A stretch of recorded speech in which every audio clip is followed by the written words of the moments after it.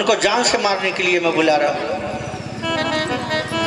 अक्रूर ने कहा मना कर दूंगा तो ये क्रूर मुझे मार डालेगा, इस दैत्य के हाथों मरने से अच्छा है मुझे प्रभु का एक बार दर्शन हो जाए।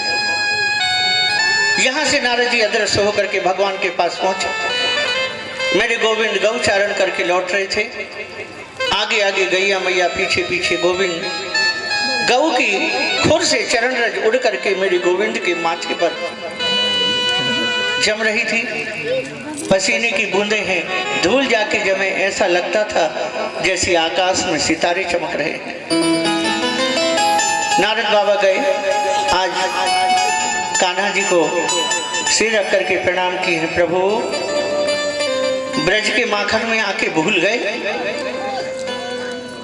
आपकी माँ और आपके पिता 11 साल से कैद में हैं, माखन में भूल गए प्रभु।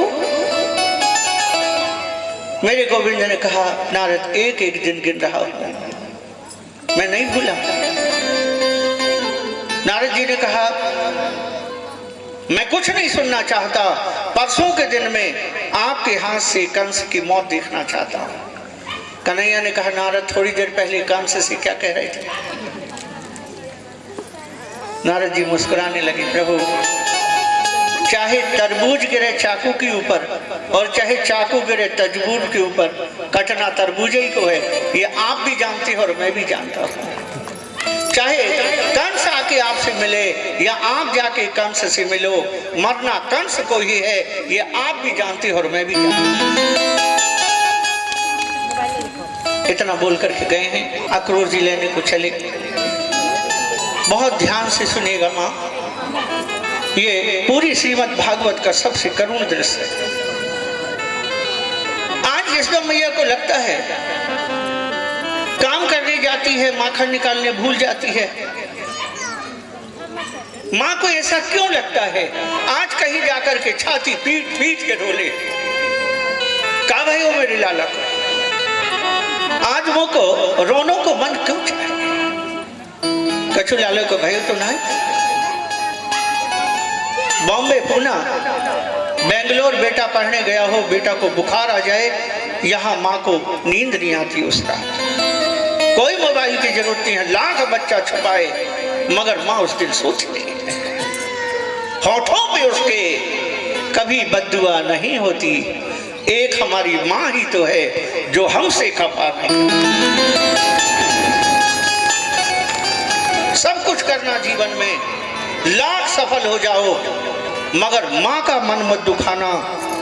करोड़पति अरबपति बन जाओ, यदि माँ का मन दुख गया तो तुम्हारे पतन होने से कोई नहीं बचा सकता। You have to be alert now.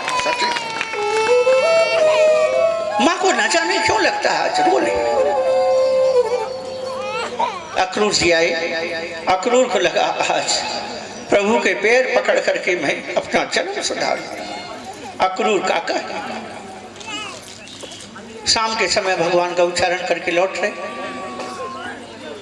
Akrur जी जाकर के कृष्ण के पैर पड़ते उसके पहले भगवान जाकर के चरणों में लौट गई। काका जी, अक्रूर ने उठाया, गले से लगाया।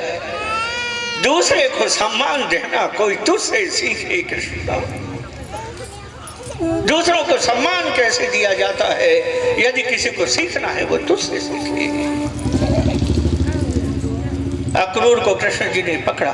काका मैं जानता हूं आप क्यों आए हो, मामा जी ने भेजा है लेने के लिए।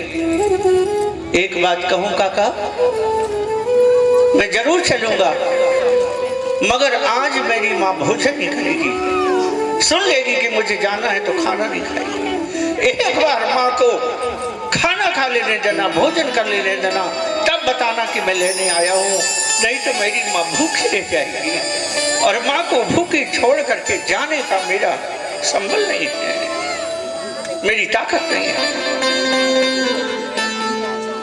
मेरे गोविंद गए, रात का समय हुआ, भोजन करने के लिए बैठे।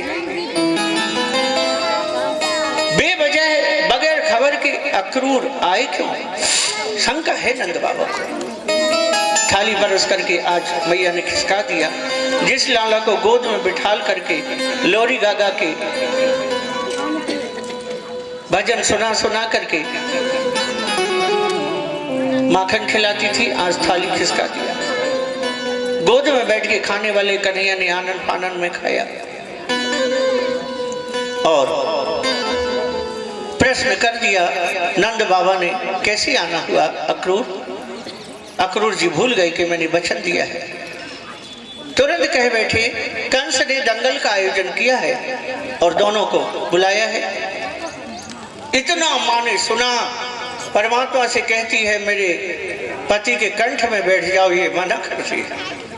कृष्ण में मेरे प्राण बसते हैं, यदि कृष्ण चला गया मेरे प्राण चले जाएंगे।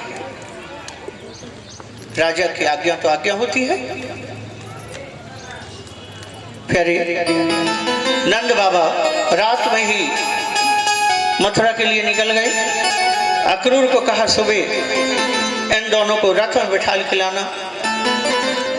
छोटे छोटे बच्चों की आदत होती है, जब रात में सोते हैं माँ के वक्ष स्थल पे हाथ रखते हैं, माँ की जंघा पर पैर रख के पकड़ के सोते हैं, मेरी माँ को कोई रात में भी मुझसे दूर ना करे। आज माँ ने सुन लिया, कल इसे जाना है। धीरे से पैर को दूर किया, हाथ को दूर किया। एक परकोटा, दो परकोटा, सातवें परकोटा पर गई, खम्भे से सिर लगा के सिसक पड़ी। जोर से रहूंगी तो लाला उठ ना जाए। माँ रोट लगी। मेरा गोविंद रात में खोज रहा, मैया ओ मैया। मैया नहीं मिली तो गोविंद उठ गए, खोजने लगी माँ का। सातवें परकोटे पर माँ खम्भे से सिर टिका के रो रही थी। मेरे गोविंद गए, साड़ी का पल्लू लेकर के मुंह में दबाया। मैया को लगा कन्हैया आ गया। जैसे ही पलटी तो कन्हैया और गोविंद, मेरे गोविंद और माँ ऐसे लिपट गई जैसे कोई बेल वृक्ष से लिपटी हो। लाला ते छोड़ के चले जावे गो। एक मिट्टी की मटकी फोड़वे के टाइम मैंने रस्सी में बांधो तो इसलिए छोड़ के चले जावे गो लाला। माटी की मट्टी फोड़वे के टाइम मैंने रस्सी से बांध दिया तो आज मुझे मालूम हुआ तू मेरा बेटा नहीं है, तू देव का बेटा है। सिसक पड़ी मेरी को। माँ तूने केवल मेरा लालन पालन किया है। मन में भगवान ने कहा, जिस माँ ने मुझे अपनी कोख में रख के पैदा किया है, मेरी माँ जेल में है, मुझे उसे भी मुक्त करना है।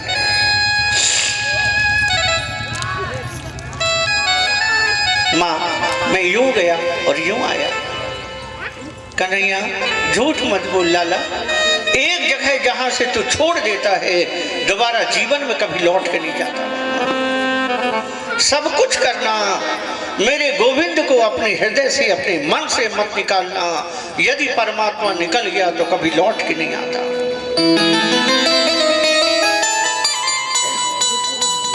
गोपियों के तो परम धन है। रात में ही बाबा मथुरा के लिए निकल गए।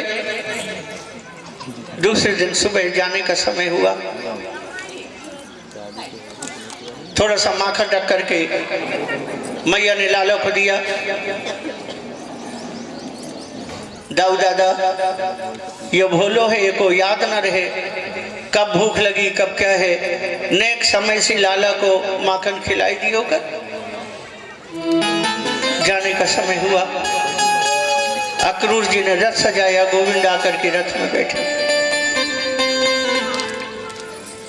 जैसे ही रथ चलने लगा बिलख पड़ी मां। शिवरंजनी में कहते हरिमुख मोड़ चले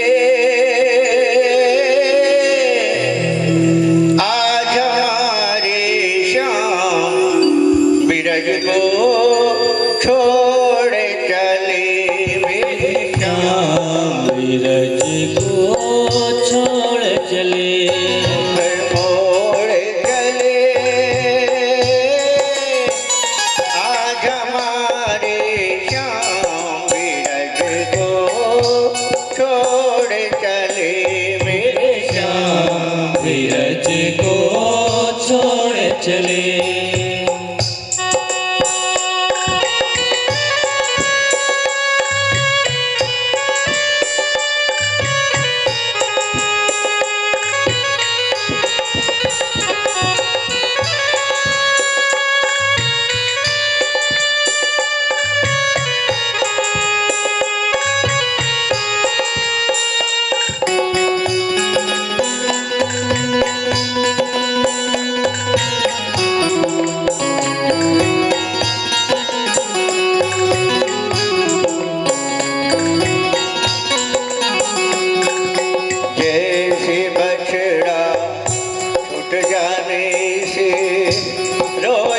करती है गैया।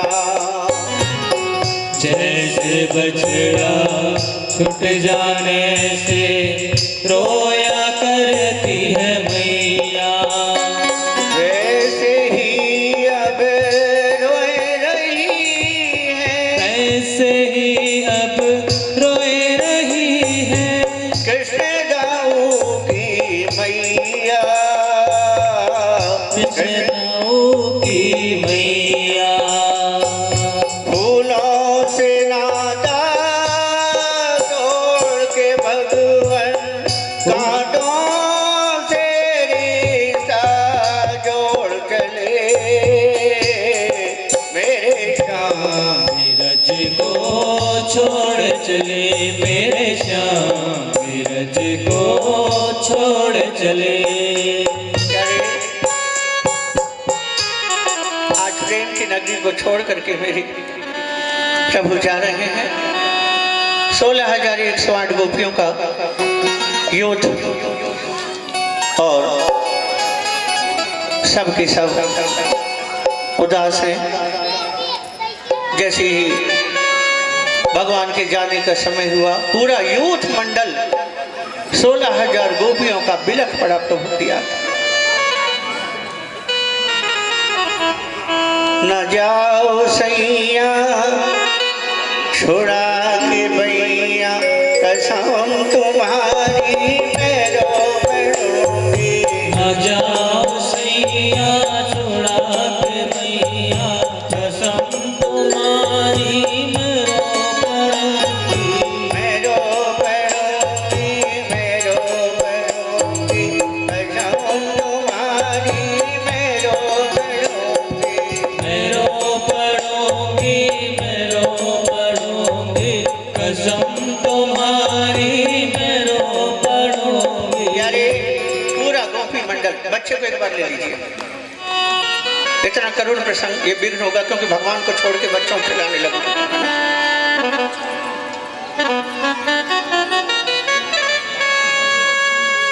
गोपी मंडल जा रहे हो ठाकुर, एक बार जाना है तो निगोड़े मेरे प्राणों को भी लेते जाओ। सबके सब भगवान के विरह में दुखी हैं। नंद बाबा रात में चले गए।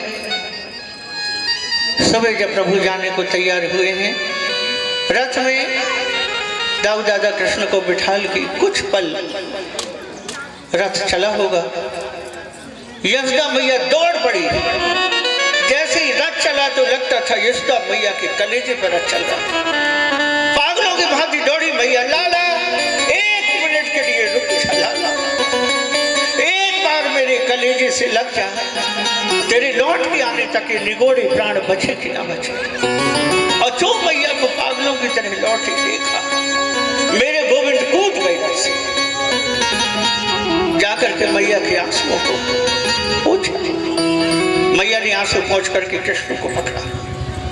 एक प्रश्न का उत्तर दे लगा, तू जा, तू चला जा, मुझे कोई बात नहीं, मगर मेरे एक प्रश्न का उत्तर दे दे। जिस माँ का बेटा, अरे जिस माँ का बेटा तेरे तरह प्यारा हो और वो बेटा माँ को छोड़ के जाए, माँ को क्या कहना चाहिए, तो केवल एक उत्तर दे दे। इतना बोलना था, मेरे कृष्ण के पनारे फूट गया, सिर झुका लिया। और ये प्रश्न आज भी निरुत्तरित है। इस प्रश्न का उत्तर आज भी किसी के पास नहीं है। छोटा सा बेटा किसी का सुंदर हो, उसे गोद में लेने का मन करता है। सारे संसार का इतना प्यारा पुरुष, इतना प्यारा जीव जब प्रेम की नगरी को छोड़ के जाए, पूरा ब्रज बिलख पड़ा आज कृष्ण के। जैसे ही प्रभु चले, वृंदावन का बन बन बोला, हे बनवारी कहाँ चले।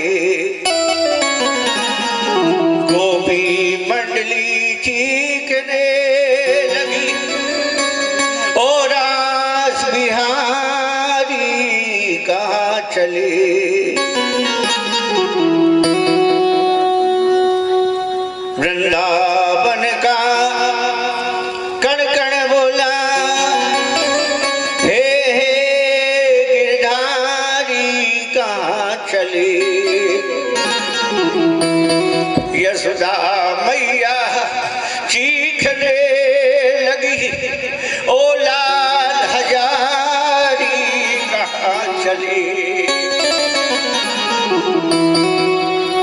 गोपीपति गमरे मगर गया न गोपी शोक, थोड़ी देर के लिए कांप उठा त्रैलोक।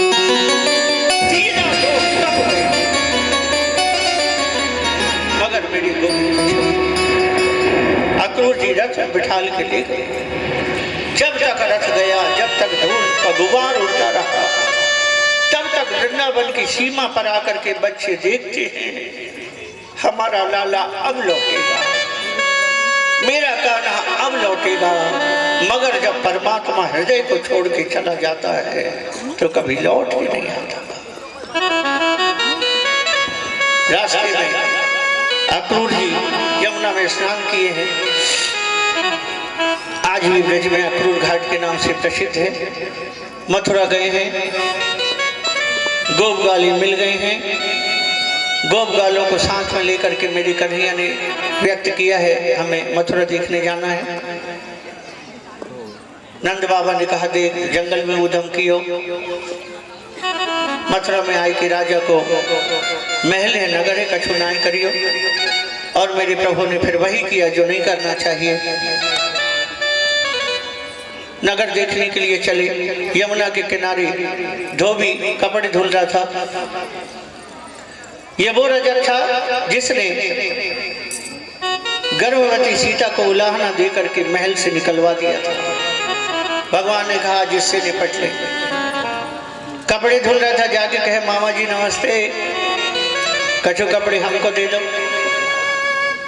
रजक ने कड़क के कहा जंगली गंवार, बेझड़ की रोटी खाने वाले, पोखर का पानी पीने वाले राजा के कपड़े मांगते हो। कन्हैया ने कहा भैया दादा मैं तो मामा जी कह रहा था ये जहर उगल रहा। एक 3 साल का लड़का भगवान की अंगुली पकड़ के चल रहा था। वह लड़का ने कहा कन्हैया ने दिखाई दे जरा पूतना वाली हाथन को, और सुन कौनो बात होगी तो तेरे पीछे मैं हूँ। कन्हैया ने देखा 3 बीता का।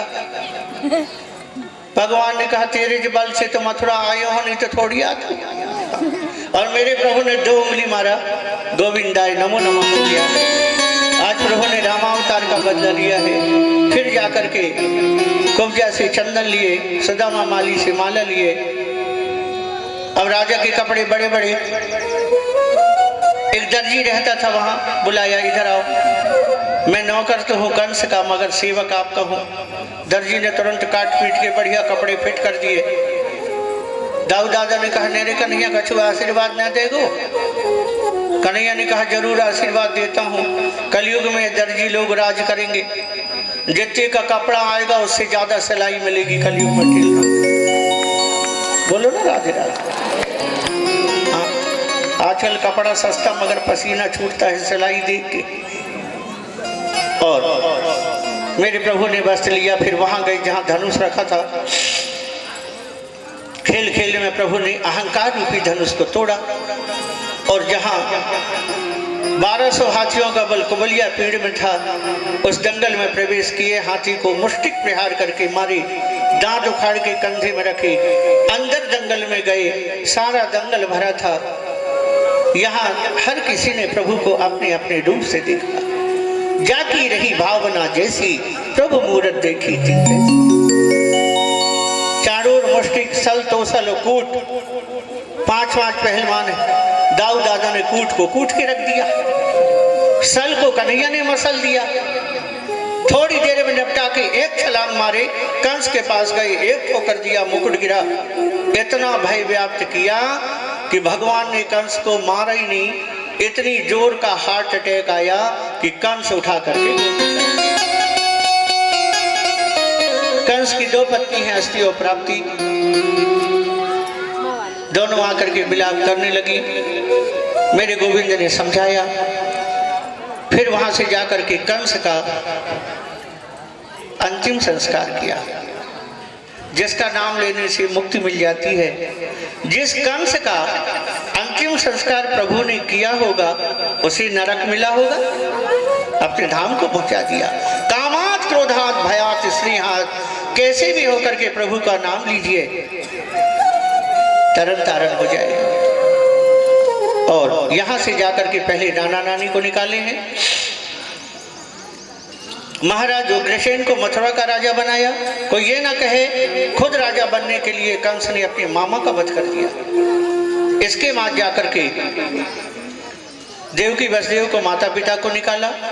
11 वर्ष 56 दिन के बाद देवकी ने बेटे को कलेजी से लगाया। जब कृष्ण पैदा हुए थे देवकी ने दूध नहीं पिलाया था। दोबारा मिलेगा तो कलेजी से लिपटाऊंगी, मरने वाले को क्या दूध पिलाना। आज मैया ने मुंडन कराया है। एक बात ध्यान रखना, जब तक मेरे गोविंद ब्रज में रहे तब तक भगवान ने चरण पादुकाएं नहीं पहनी। जब तक भगवान ब्रज में रहे तब तक भगवान ने कभी आभूषण नहीं पहना। और जब तक भगवान ब्रज में रहे तब तक भगवान ने बाल नहीं कटाया, है ना। द्रौपदी के केस खींचे गए थे। भगवान ने कहा एक एक नारी को जब तक शोक से उबार नहीं दूंगा, दुख से नहीं उबार दूंगा, पुरुषों के समकक्ष लाके नहीं खड़ा कर दूंगा, तब तक चैन से नहीं रहूंगा। नारी के केस की रक्षा करने वाले जीवन में 2 ही बार नारी के केस खुले। वेदवती के केस खुले, रावण का वध हुआ। द्रौपदी के केस पकड़े गए, महाभारत का युद्ध हुआ, है ना। और आजकल नारियां वहां जाती हैं कहाँ? हाँ, ब्यूटी पार्लर। और ब्यूटी पार्लर की सजावट कोई हम जैसा आदमी देख ले तो बेहोश ही हो जाए। साक्षात भूतनी बना के ककड़ी धर देते हैं आंखी में। अब 1.5 घंटे से ककड़ी रखी आंखी में, ब्यूटी पार्लर में कहते हो देखो अच्छी लग रही ना, अब धुंधले आ गई आंखी का अच्छी लगेगी, बोलो ना राधिका। नारी के केस कटते हैं तो पति की उम्र कम होती है, और वो भी कहता है तुम्हारे बाल कटे और हमारी जेब कटे, बोलो ना राधिका। महिलाओं को केस नहीं कटाना चाहिए थे। नारियों के केस की रक्षा करते थे मेरे गोविंद, इसलिए भगवान का नाम था केशव। यहाँ पर अस्थियों प्राप्ति आके उलाहना दी, भगवान ने शिक्षा दिया है। अरे जिंदगी किराए का घर है, एक ना एक दिन निकलना पड़ेगा। जिंदगी किराए का घर है, एक न एक दिन निकलना पड़ेगा। मौत जब तुमको आवाज देगी, मौत जब तुमको आवाज देगी, बाहर निकलना पड़ेगा। तुम्हें बाहर निकलना पड़ेगा। जिंदगी किराए का घर है, जिंदगी किराए का घर है, उसके बाहर निकलना पड़ेगा। रुक्मणी, रुक्मतीर्थ, रुक्मबाहु, रुक्मांगद, ये 4 बेटे हैं। और इनको कन्या मिल गई, नाम रख दिया रुक्मणी, ये लक्ष्मी है। देव ऋषि नारद जी आकर के बोले महाराज भीष्म, ये रुक्मणी तुम्हारी लक्ष्मी है, और लक्ष्मी हमेशा नारायण को बरी जाती है। मगर इनका बेटा चाहता था कि मेरी बहन का विवाह हो शिशुपाल से, और रुक्मणी जन्म से ही नारद जी से भगवान के गुणों को सुन सुन करके गोपाल को अपना पति मान ली थी। अब व्यवहारिक दृष्टिकोण से देखें, शिशु यानी बच्चा। स्वयंवर का समय आया तो इनके भाई ने कहा कि देखो स्वयंवर भले हो रहा है, मगर तुम माला शिशुपाल को डालना। अपनी भाभी से बताया, भाभी, भारतीय नारी जीवन में एक ही बार अपने तन मन और धन का स्वामी किसी को बनाती है। मैंने मन ही मन द्वारकाधीश को अपना पति बना लिया है। अब बताओ मैं कैसे किसी को माला डाल सकती हूँ? उसकी भाभी ने कहा, तेरे भैया को मैं जानती हूँ, लिख प्रेम पत्र, लिख लव लेटर और भेज। किसके पास? द्वारकाधीश के पास। कैसे भेजूं? बोले पंडित जी अपने अंदर तक आते हैं पूजा कराने, उन्हीं को दे। पंडित आदमी है, झूठ बोलेगा नहीं, ले जाकर के भगवान को देगा। भगवान को जाकर के पत्र दिया ब्राह्मण देवता ने, और कितना सुंदर पत्र लिखा। श्रुत्वा गुणान् भुवन सुंदरेशं वदाम दे। इतना श्रुत्वा गुणान् बहुवचन है। कभी कभी व्यक्ति उलझन में होता है, खुद प्रश्न करता है और खुद उत्तर देता है। प्रश्न लिखती है। अब इसकी चर्चा हम कल करेंगे, क्योंकि वो बैंड वाली आ गए हैं, ना जाने किसका बैंड बजा देना। बोलो ना राधे राधे। हाँ, तो शादी भी करना है, नहीं तो लाला कुंवारा रह जाएगा। और पत्र दिया, भगवान ने पत्र पढ़ा, कितना सुंदर पत्र लिखा गया, इसकी अगले सत्र में चर्चा करेंगे। और मेरे गोविंद गए हैं 10,000 सैनिकों के साथ गौरी पूजन करने के लिए। आज माँ ने भिजवाया है। शादी के पहले बेटी की माँ भगवती को अपनी बेटी का हाथ सौंप देती है, मेरी बेटी का प्रारब्ध गड़बड़ ना हो, इसलिए जगदम्बा तो ख्याल रखना। मगर बेटी कभी उलाहना करती नहीं। कुछ गलत भी हो जाए तो वो कभी नहीं कहती कि पापा आपने ऐसा क्यों किया। वो कहती मेरी प्रारब्ध में जो था वो मिला। और हर किसी का जीवन बदलता है ना। यहाँ कितना कचरा था, आज सब बदल करके भगवान की कथा गाई जाती है। कोई सोचा था ये स्थान बदल जाएगा? हाँ? बोल दो ना, धीरे से बोलना, कोई सुने ना, जरा जोर से बोलो ना। प्यारी 10,000 सैनिकों के साथ में मेरी गोविंद आई। जगदम्बा की पूजन करने गई है रुक्मणी, मगर वहां ध्यान कन्हैया का करती है। जाती जिधर को नजरिया हमारी, उधर देखते हैं सूरत तुम्हारी। मेरे गोविंद आए, जैसे ही सैनिक को देख के मुस्कुरा दे, आहा क्या बात, भूल जाता हूँ। कोई कानों का कुंडल देख रहा है, कोई मुकुट देख रहा है, कोई हार देख रहा है, कोई बाजूबंद, कोई करदनी, कोई पेजना, जिसको देख के मुस्कुरा दे, देखे और दीवाना कर दे, शायद उसको जादू आए। शाखों को हम क्या छुआए, कांटों से भी खुशबू आई, देखे और दीवाना कर दे, शायद उसको जादू। हाँ, रुक्मणी तो देख ही रही थी। जैसे ही भगवान गए, सैनिक मोहित हो गए। वाह भाई क्या बात है, क्या कुंडल है। भगवान चले गए रुक्मणी के पास। रुक्मणी ने फटाक देनी से माला डाला, और जैसे ही माला डाला तो हाथ पकड़ करके लेके प्रभु चल गए। रथ में बैठे, रथ तूफानी रफ्तार से चला, और करुणामयी माता जी का आगमन हो गया। एक बार ताली बजा के स्वागत करें। बोले भक्त वत्सल भगवान की जय हो। थोड़ी देर में रुक्मी आया, यहाँ आने की व्यवस्था करिए। जैसे ओंकार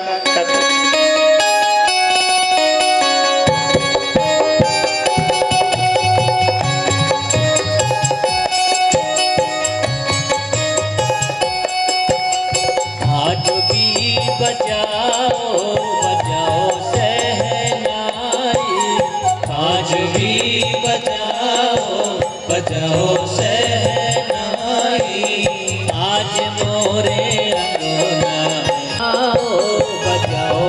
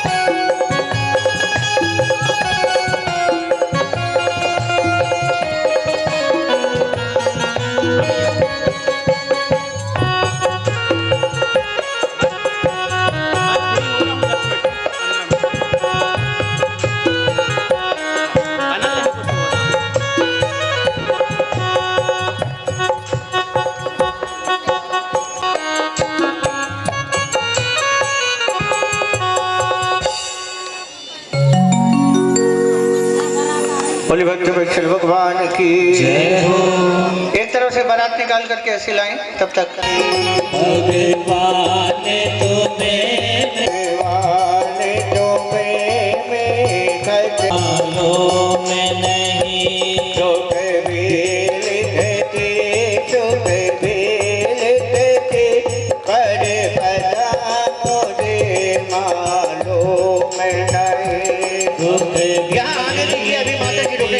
सुख भील कोटी पर पता मुझे मालूम नहीं।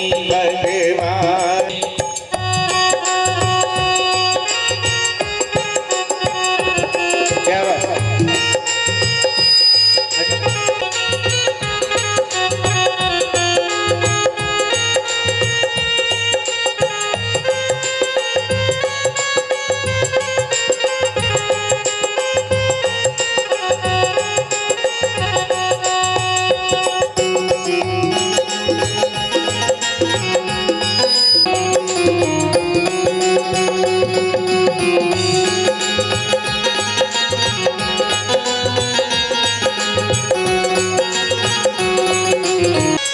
फूलों से पूछा कलियों से पूछा इन बाग के माली से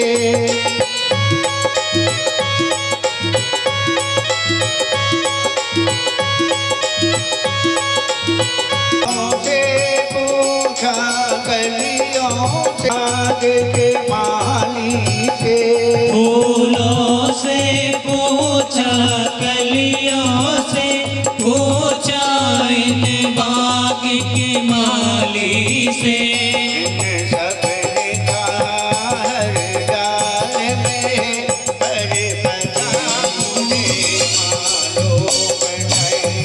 भगवान तुम्हें मैं खत लिखूती पर पता मुझे मालूम है।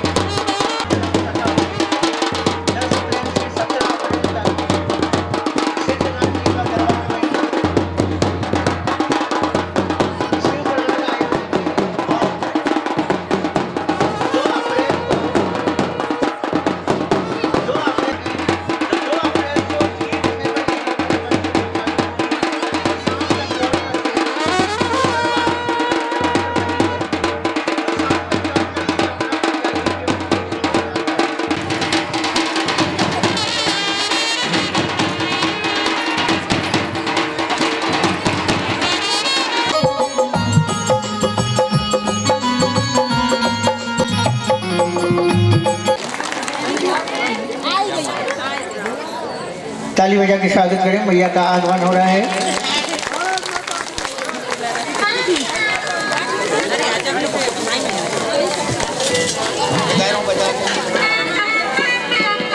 क्या बात,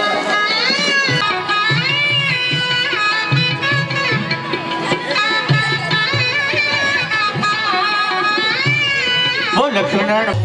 ऐसा लगता है सारे ब्रह्मांड की शादी है, आज फिर शाम की शादी है, शाम की शादी है, शाम की शादी है मेरे घन श्याम की शादी है, शाम की शादी है मेरे घन श्याम की शादी है, आज मेरे शाम की शादी है, आज मेरे शाम की शादी है।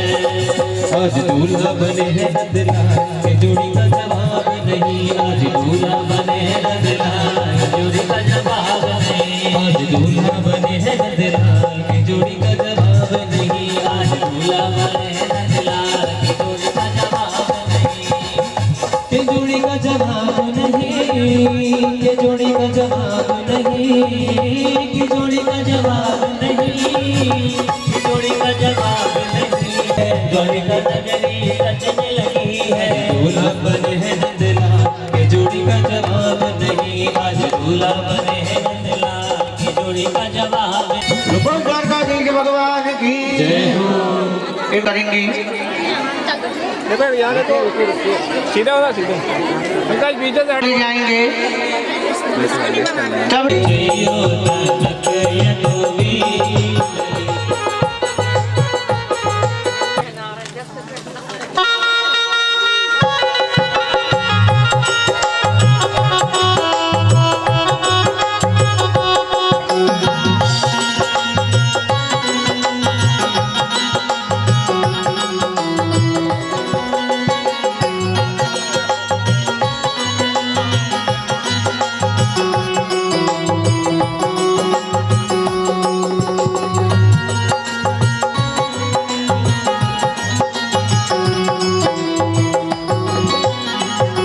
पैरों में जल चढ़ा दो भगवान के पैरों में।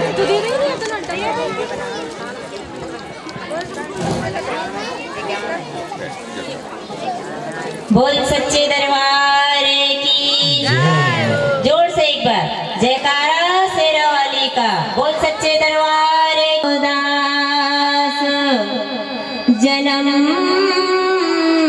जन्म मोहि दीजियो श्री वृंदावन को कामनाएं रुक्मणी और भगवान के विवाह की हमारी यादव परिवार को, सभी जनता जनार्दन को, सभी भक्तों को ढेर सारी शुभकामनाएं, ढेर सारा आशीर्वाद। बोले भक्त वत्सल भगवान की जय हो।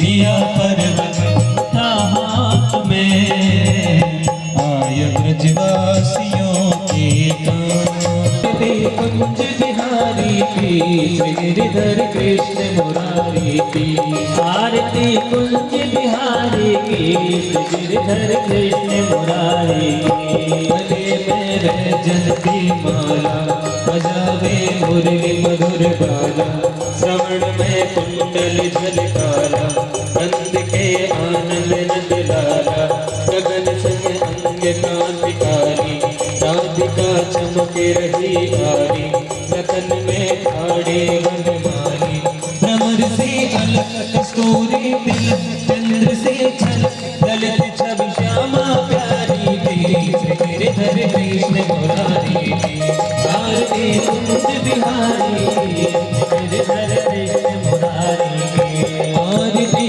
कुंज बिहारी थी गिरिधर कृष्ण मुरारी थी आरती कुंज बिहारी की गिरिधर कृष्ण मुरारी की कनकमय मोर मुकुट बिल से देवता दर्शन को तरसे गगन सो सुमन राशि बरसे बजे मूर्छित मधुर मेरे तंग ग्वालिन संग अतुल रति गोप कुमारी की श्री गिरिधर कृष्ण मुरारी की आरती कुंज बिहारी की श्री गिरिधर कृष्ण मुरारी की आरती कुंज बिहारी की श्री गिरिधर कृष्ण मुरारी की आरती कुंज बिहारी की श्री गिरिधर कृष्ण मुरारी जहाँ पे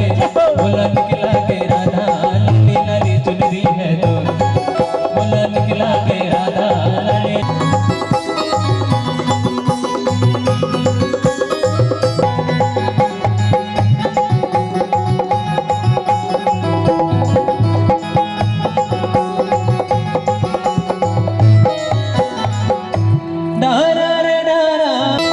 मोला निकला के मोला निकला के मोला निकला के राधा लाली लाली चुनरी है तो मोला निकला के राधा लाली लाली चुनरी है तो मोला निकला के राधा लाली लाली चुनरी है तो मोला निकला के राधा लाली लाली चुनरी है तो लाली लाली चुनरी है तो लाली लाली चुनरी है तो मोला निकला के मोला निकला के मोला निकला के राधा लाली लाली चुनरी है तो मोला निकला के राधा लाली लाली चुनरी है तो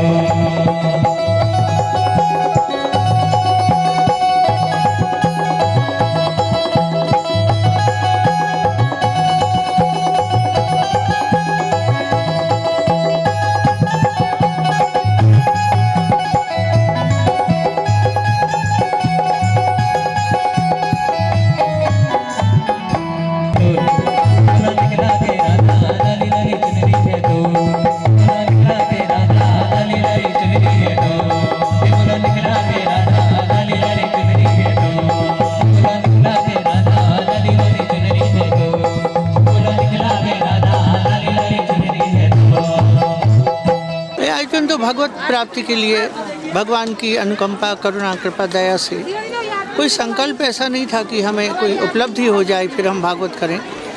इनका भगवान के प्रति प्रेम ही था, निर्मल प्रेम, निश्चल प्रेम। इनके मन में था कि मुझे भगवान को बुला करके भगवान के सन्निकट जाना है, भगवान की कृपा मिले मुझे। केवल भगवान के प्रेम को लेकर के आयोजन है कि भगवान की कृपा करुणा कटाक्ष हमारे ऊपर हो। जिस तरह से हम प्रभु के निकट हैं, भगवान ने हमें जीवन में सारी भौतिक उपलब्धियां, आध्यात्मिक उपलब्धियां दी हैं। हमें मिला तो लोगों को क्यों ना मिले। हमारे परिकर हैं, हमारे परिजन हैं, हमारे रिश्तेदार हैं, परिचित हैं, सभी आए, वो भी भगवान की ओर उन्मुख हों। क्योंकि इंसान कुछ भी कर ले, सत्ता तो परमात्मा की है। जो कुछ होता है उसी के करने से होता है। कर्तुम अकर्तुम व अन्यथा कर्तुम सर्व समर्थ ईश्वरा। परमात्मा सर्वशक्तिमान है और उसी के चलाई सब कुछ संसार चलता है। परमात्मा सत्य संकल्प है और जहाँ धर्म है, जहाँ सत्य है, यतो धर्मस्ततो जया। धर्म जहाँ है, धर्म के अनुकूल चल के ही लोग विजय को प्राप्त करते हैं, भगवान के निकट जाते हैं। तो भगवान के सन्निकट आने के लिए लोग भी भगवान के निकट आकर के उपलब्धियाँ प्राप्त करें, इस उद्देश्य को लेकर के हमारे प्रिय राजेश यादव के द्वारा ये विशाल आयोजन किया गया। ये कल श्रीमद् भागवत का विराम है, क्योंकि भगवान की कथाएं समाप्त नहीं होती, केवल विराम होता है। और नवरात्रि के अष्टमी से लेकर के और पूर्णिमा तक मंडला जिला के एक अद्वितीय आयोजन सूरजकुंड धाम में है, जहाँ पर पहली बार भगवान राम हनुमान जी की कथा सुनेंगे।